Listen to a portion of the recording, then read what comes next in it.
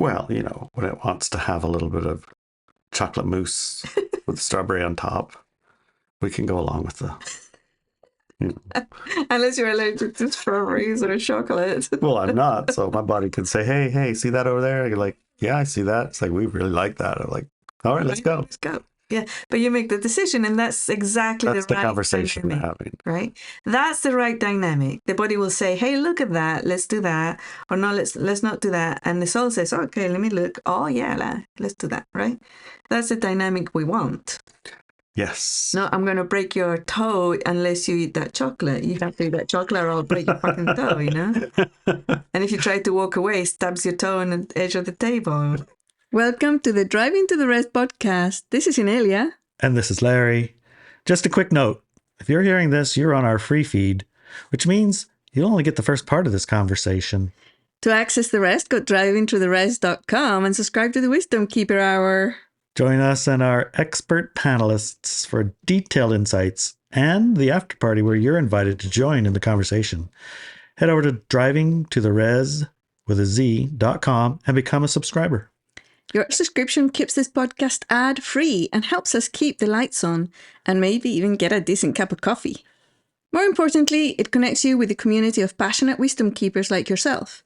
So if you're ready to go deeper, join us at drivingtotherez.com and support the journey.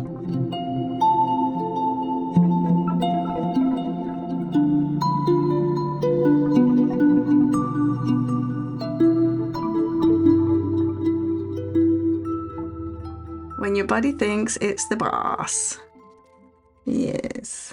I think we've had this conversation before. Recently, through conversations with other awake and aware individuals, our DTTR panelists. Especially, but with others as well. Yes. I realized that our physical bodies often behave as if they're the boss of our experience, but they're not. Our soul is. Seems like your body can boss you around pretty easy.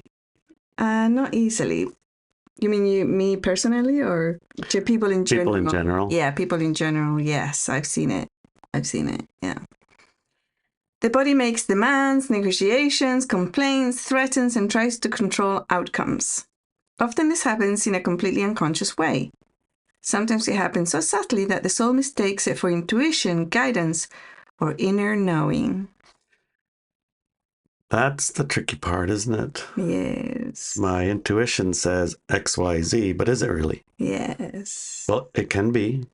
Your body is a part of your intuition, right?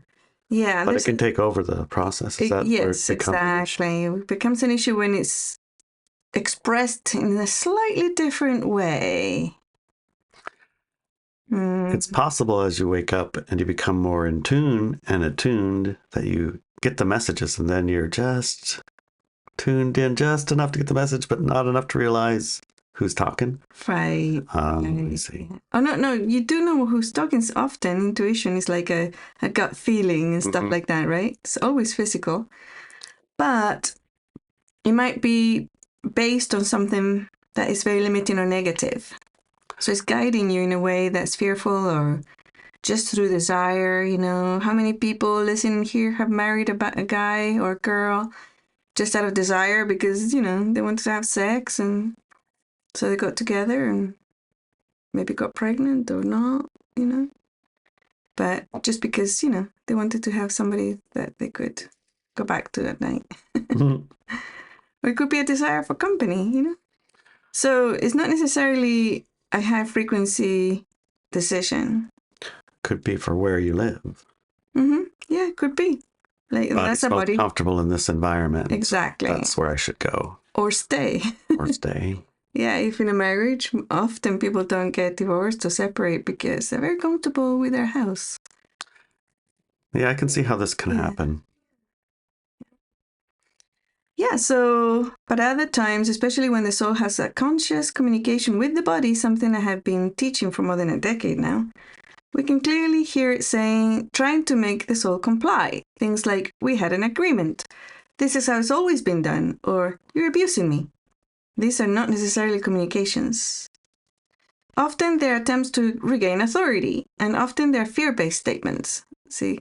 So when it's like a case of the body behaving or acting in a low frequency way, that's something that doesn't actually serve you, it's usually a very low frequency reason or effect at the end of the day that happens. Like when I'll get sick before it's time to leave or go fishing or something that I've decided I'm going to do for whatever reason. And it's not fear reason. It's a legitimate reason. We're going to Colorado for the birthday party, for instance. And, we need to get there by a certain date. Mm-hmm. So my body's like, I don't want to leave here. I like it here. Mm-hmm. I'm going to get sick. Exactly. Yes. Yeah. That'll keep them here. Right. Even though it doesn't work, it does try. It's for very us, persistent. It doesn't work, right? I guess us, so. It doesn't work, but for most people, it does. Oh, it does? Mm-hmm. Okay, I just thought, yeah, so what? You don't feel good? Well, you're still driving. Exactly, yeah.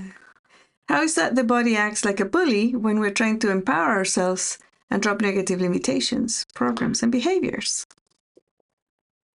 Do you know? I guess it's the only tool it has, I guess. Or I know why. Tell me.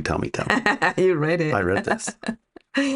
Because the physical body was created within a light-dark paradigm, it naturally operates through power over others dynamics. And it is definitely true. Mm-hmm. I've observed so many bodies, and just not human bodies, but all the animal bodies all around us. I'm thinking, they're all the same structure. They're all power over others. There's no genuine, besides in a wolf pack, they have a cooperative hunt, right? But it's still like, we're hunting and who's the boss, and you follow and you lead, and it's still got components of that. And I watch the dogs at home, I watch the cats, and I'll be like, come on, guys, lighten up. No, they don't have it. Mm-hmm. There's no Brad and Patrick and Dora. No. Be nice to each other and go get a mouse for the other guy or whatever, Well, Brad does. Brad gives it to PB. That's different. Yeah. I think he thinks PB's his baby. I think so. I think he does. Or he thinks PB's a bad hunter. Or needs some training. Kitten. I think he thinks it's a kitten, yeah. PB's the only dog, or Brad's the only cat that PB lets lay on him. Lay on her. Yeah. God, because they're the same color, I guess. You can't tell there's a cat there. There's something same there. color. Yeah. Anyway. Yeah. But it is true. The physical bodies are from light dark period. Mm-hmm. Well, not necessarily that way, because they've been programmed to behave that way in the light dark paradigm. Yeah. Especially our human bodies. Our human bodies do have those programs, but outside of the light dark paradigm, they don't behave that way. Do you see? And animals in themselves, they have what's happened. What I see is in the light dark paradigm, hierarchy has become corrupted, and it is a power over others. While in a natural world, hierarchy is about responsibility. Right? Who has the most responsibility for others? So, for example, a baby doesn't have any except feeding and pooping, right? And like a head of a family has a responsibility to provide and to make sure everybody's healthy and doing well in the world. So these are responsibilities-based hierarchy. And what we have in the light dark is power over others. So subjugation and bullying and limitations, and don't get ahead of yourself and don't try to aim for where you're not supposed to and stuff like that. As humanity shifts beyond that paradigm, many of our bodies resist. Change feels dangerous to them. Like a teenager throwing a tantrum, the body might use pain, fatigue, aging, fear, illness, or stored trauma to pull all your attention and decisions back under its control. It needs to keep things the same. As far as it's concerned, change is not good, particularly massive changes such as not aging or extending life beyond what we currently consider possible. Yes, that is possible. This does not mean the body never provides useful information. Pain can be information. Exhaustion can be information. The key is learning the difference between information and manipulation. Mm-hmm. Right? When the body reports a condition, listen. When it starts calling the shots, remember who's the boss. Right? What does it look like? For example, a feeling of exhaustion may simply be information. Extreme flu-like symptoms, brain fog, or confusion that appear at exactly The moment you need to take action may be something entirely different. When you look to see what is happening, the body might say, we need to rest. You're working too much. Don't go to Colorado. That's very far. We prefer to stay home. Who gave it permission to make those kind of decisions for us? We did, of course. Do you know why? Why did we give it permission? Mm-hmm. Well, I think it's it might be person to person type of permission. I think that we've been conditioned to give it permission through our upbringing, through our mass media, entertainments, books, themes, the arc of a story, their addiction to drama, attraction to power, and all of the things. I mean, there's a lot. Yeah, I think that's the permission to behave and take actions that are negative for sure. But when I look at why did we give them permission to, like... For immersion. To immerse in the light-dark experience. Right. For the dark-like experience is why we gave it permission for dark things. But generally speaking, a body is the expert of physical universe and the soul isn't.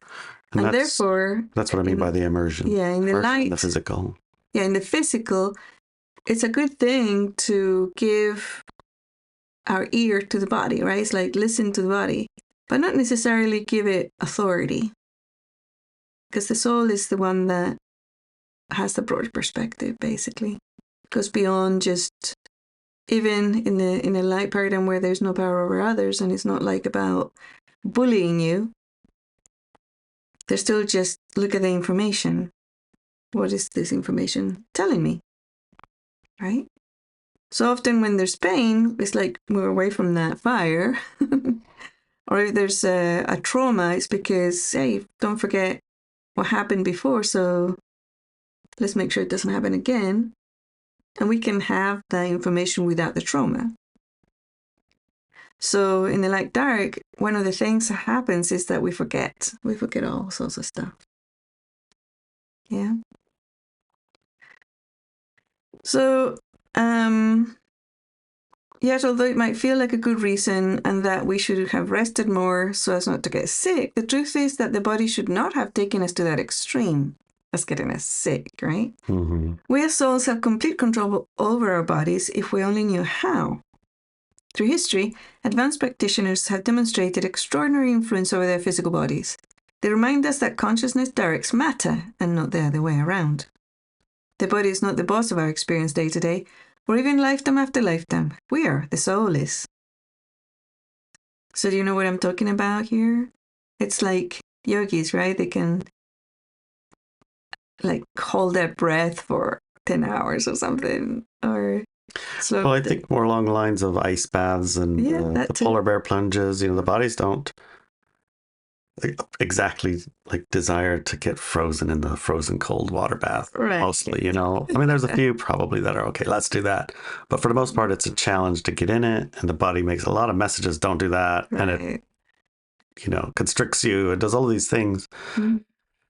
So somebody else is driving saying you're getting in the water and it's cold and we know it's cold and we're doing it because we are for that whatever benefit, you know. Yeah. So that's a little bit of that control. Who's in control in that situation? It's clearly not your body. Right. The body wouldn't plunge into freezing cold water. Not on purpose. No. After a few times, maybe say, you know, actually it feels pretty good when we're done. I think I'll do that again. Mm. Maybe. I don't know. I haven't managed to get there. That's interesting too, because I remember Hawaii, just before I was talking about water, just before we get past that, Hawaii's water is warm, but it's not hot. It's not like a hot bath mostly, right? Did my finger do? You did, yeah. It's cruddy. Anyway, when you get into the water there's a little bit of, it's cold, it's cool, it's not hot. And I at least have to talk my body into it. It's like, you know, it'll be fine in a second. Relax. Wow. It's not hot, but it's not freezing. You'll be fine. This is going to be great. Yeah. I was going to add there that when I was doing the Coast Guard training for captaining a ship. Remember, I went to that training. Yeah. And they said around here, if you fall in the water, you have X amount of seconds or minutes before your body goes into shock and hypothermia and all that. Hypothermia, shock, and everything because of the cold. Unless you're a kid and then swimming in the river. And then I was like, wait, how come these people who plunge into icy water, they can be there an hour and they're perfectly fine. How come they don't go into shock and everything else, right? So that's exactly that example. One of them has the body in charge and the other one has the soul in charge. So let's bypass all this getting frozen in the water thing. We'll just ignore that program, I guess. Well, you see them, yeah, it defies the explanation that if you fall in, you're going to die in a very short time when there's guys swimming around laying on icebergs.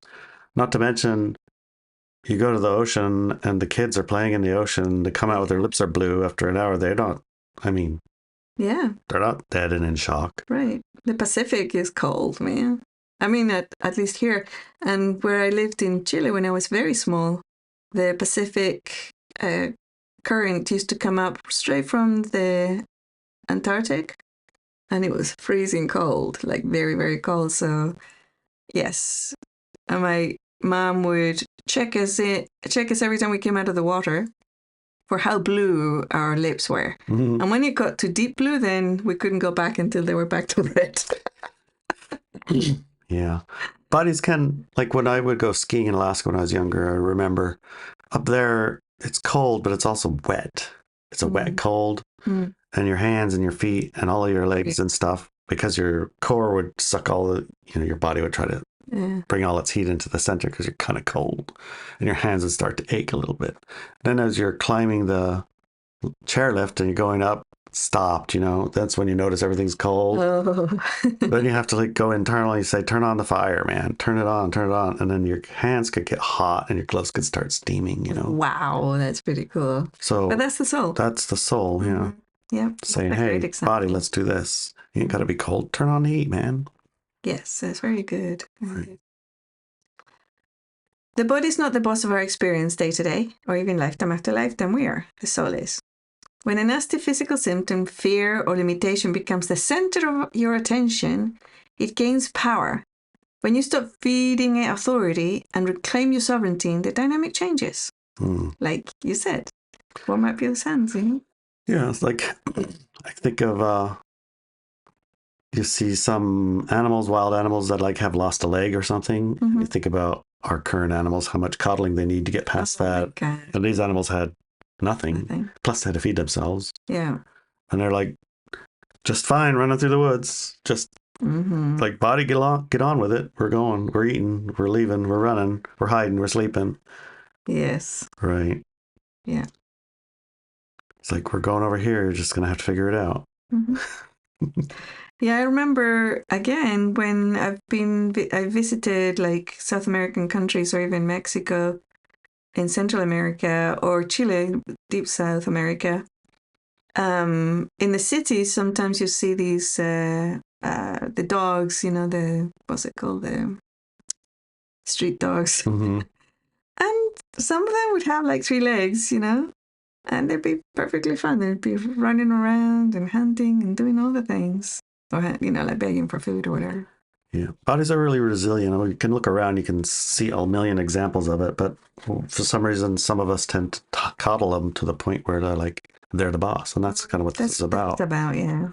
I'm not saying ignore it. Ignore it. That's it. That's the thing. You have to make sure, what are you hearing? Are you hearing information or are you hearing bully words? Right? For example, I broke an ankle, but it did not actually stop me from doing the important things. The information came in that if I did not want that if I did not do what my body wanted, it would keep breaking bones until I complied. Yeah, right. Wow.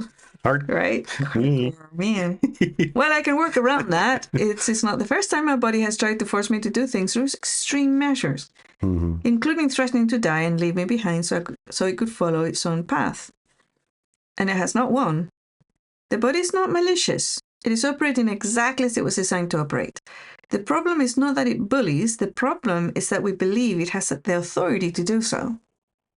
We need to remember that the body is running through a crust of low-frequency programs in order for us to have a light-dark experience. And the souls actually too. Okay. Where was I? Yeah. Bodies, like most of our souls, are fundamentally light only. We have dark experiences. We incorporated artificial limitations and deeply restrictive programs into ourselves. We did this both in our bodies and in our souls. And there is more. Aging, for example, is reinforced by collective beliefs and social programming.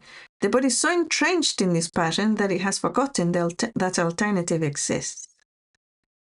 As Dr. Carr, our Driving to the Rez panelist, pointed out recently, when one program is removed, another often rushes in to take its place. She mentioned that it feels like when we remove a personal program, the social ones take over. It acts like a failsafe designed to keep those limiting programs intact in our co-created reality of light-dark. Ileana, another panelist, observed that this can feel like layers of programming, where removing one layer simply reveals another one underneath. Expanding beyond individual and social conditioning helps the body remember what it once knew. The limitations are choices, not inevitabilities written in stone, and that the soul is the one that has the authority to make those choices. So basically, it's like a fail-safe comes in, you know? You're trying to remove, or you decide to remove a program as a soul, and the body resists.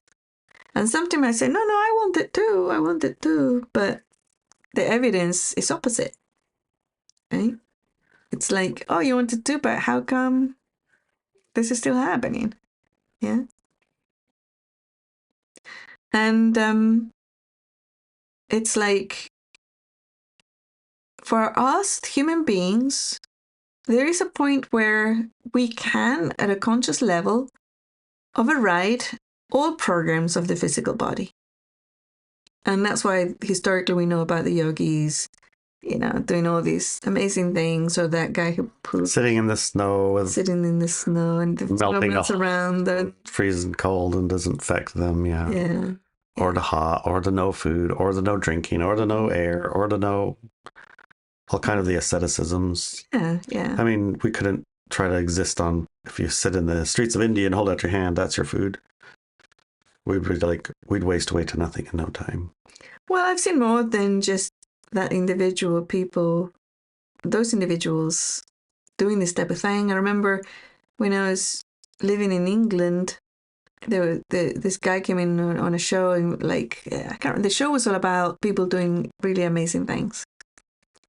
This man, and there was a doctor, they brought a doctor in to make sure that he was fine. And this man, one of the things he did was to slow down his heart to like something ridiculous, like 1 beat a minute or something. Mm-hmm. And the doctor, you could see the doctor, it was like recorded live. Mm-hmm. And the doctor was standing over this man. He was like kind of panicking. And it's like he was told, wait, it's fine, right? He's going to be perfectly fine. And then eventually he says, okay, that's enough. And the guy brought his heart back. Mm-hmm. And he was like looking at this guy, and his eyes was here, it's his doctor's eyes. And he said, in any other situation, I would have phoned 999, which is 911 here, the emergency services, because he said, this is not possible. This is like a heart, whatever, failure, whatever they call it, you know. But here I waited, and to see it just coming back like that, he was just overwhelmed. And it was like he broke all of his everything. And this guy who did that, the slowing down of his heart, he also wrapped a little bit of copper wire on his index finger, and then they gave him a piece of paper, and like blue sparks came out of the wire, and he cut the paper, make shapes in the paper and everything, right? Mm. And then he shook his hand and says, okay, that's enough, because the wire starts burning his finger. I was like, yeah, you can do all these things, right? So he wasn't in India, whatever. In some He way, was from Russia or somewhere Eastern European. in some way, there's people who are doing that, and what we are doing is the giving our body the boss's authority. Yeah, we tell the body you can do That's whatever. how we're using our body. Instead of Yes. sit in the cold and it doesn't get cold to us, we're saying, here, you drive around, tell me where to go. I'll just follow you. Exactly. Just tell me. Yeah. It's like, that's it, exactly. it's quite funny if you think about it. It's like our super powerful, super capable, super powerful. I don't know what words you would use. Is like the most amazing body you can have. We're just like, how we're going to use it. I'll let it use me. Yes. That makes no sense, right? No, it doesn't. It doesn't. No. But it's easy to get into that space. I see it so many times. It's absurd. Can you have examples? Do you have examples? Well, my deckhand recently, right? His body's the boss of him. He's got to go drinking. Right, addictions. Oh, that's a whole kettle of It's like, let me start my brand new life by having hangovers so I can't show up. Right. Right. Yeah. And, it's not that his singularly the taking the authority. It's not like he's the single manifester of this situations. His house situation, the current dynamic of the family, all of these things contribute to it, but still, he's the boss. It's not like somebody holding it down, pouring it down so that the next day you can't go to work because it got what they call Budweiser flu or whiskey fever. Yes, whiskey fever. That's just a base obvious example. Is like his body is, without being too personal, his dad wants him to keep his old job. He lives with his dad. Oh. Right? Yeah. So the new job is too sick to go to his new job. Right. From alcohol. That's the body trying to be the boss of this. But to make his bad daddy happy, probably. Probably, right. So these are like, when you can look at them like that, you can understand what's happening, but I don't know if you could explain it to I don't know if you can explain it. You could probably try, but I don't know if it works. Maybe it works. I'll try it out. We'll see what happens. Okay. Say, Alan, here's the thing. Here's what's going on, man. Yeah. We'll see if that does anything. You might. You never know. Yeah. You never know. Because, he's not going to be better off with that job. It gave him the information he needed, though. Mm-hmm. But now it's time for him to move on. It's time to move on. Yes, I'm really glad he didn't end up in jail in a way that he couldn't leave every day. Not wearing a uniform, right? Right. Yeah. So it's an interesting case study, and I'll talk to him, make sure that's okay to talk about. He don't mind. Okay. Well, so expanding beyond individual and social conditioning helps the body remember what it once knew, that limitations are choices, not inevitabilities written in stone, and that the soul is the one that has the authority to make those choices. This is possible because our body exists within our soul, not the other way around. Many limitations are not simply personal programs that we integrated into our bodies. There are also social programs in there as well. Programs we agreed in order to enter a light-dark experience. And sometimes, like you said, it could be just the family dynamic, Got combinations of things, right? There's all things that were not like an island separate from everything. All of these things, bodies communicate with other bodies. All the time. They set their hierarchies, they set their I just think like Craig and his Marines, going to boot camp, gosh, who's the boss of what body there, Yes. There's one really loud speaking scary guy who's in charge of all those bodies. They listen to what he says. Now, even if it means lay down in the mud, lay it down. Even if it means running into a gun shooting at you, going.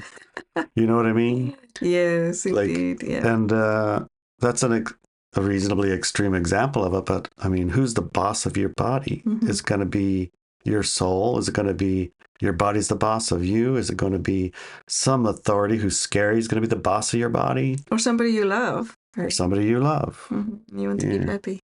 Right. Yeah.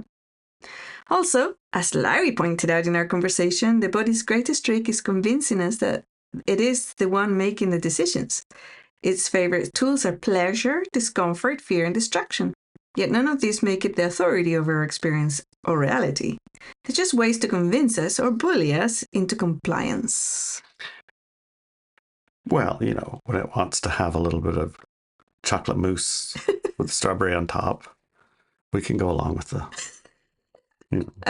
Unless you're allergic to strawberries or chocolate. Well, I'm not, so my body could say, hey, see that over there? You're like, yeah, I see that. It's like, we really like that. I'm like, all right, let's go. Let's go. Yeah, but you make the decision, and that's exactly That's the the right conversation dynamic, we're having. right? That's the right dynamic. The body will say, "Hey, look at that. Let's do that," or "No, let's not do that." And the soul says, "Okay, let me look. Oh yeah, let's do that." Right?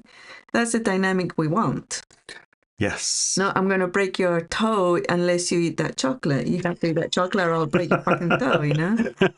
And if you try to walk away, stabs your toe on the edge of the table. That's the bully part. Yes. Yeah.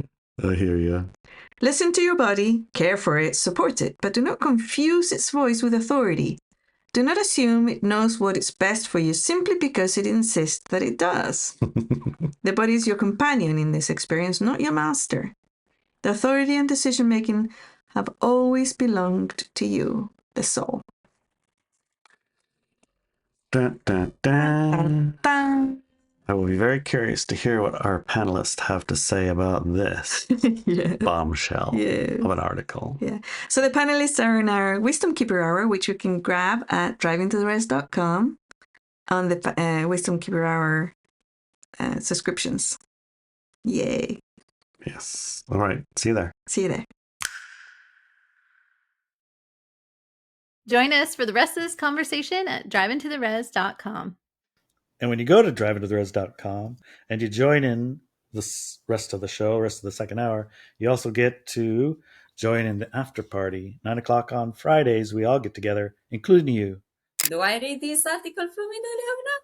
He's like, I want to read it. I already know. I want to read it. And then suddenly I get so tired. I'm really tired. I cannot bear it anymore. So I become aware of that. And then I say, oh, this is a firewall. Mm-hmm. And then I see it. And when I see it, it takes like a couple of minutes to then suddenly feeling myself, like feeling my physical body more alive that I've never been before without doing anything.